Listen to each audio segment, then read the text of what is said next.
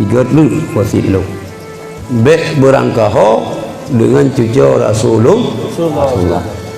Munyo cucu Rasulullahnya orang alim, orang saleh, dua kewajiban katanya. Al-mawaddah wal qudwah, rasa cinta dan tak ikut orang yang habibnya.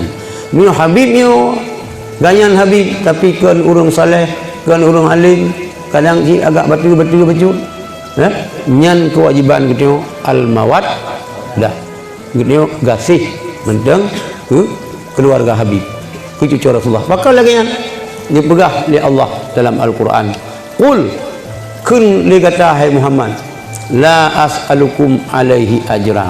Lun hai sahabat, lun hai umat, hana lulake bak kata-katanya di atas lun ba agamanya, lun purno agama ajra hana lulake engkau, hana lulake peng, hana lulake sapu bal al mawaddata fil qurba.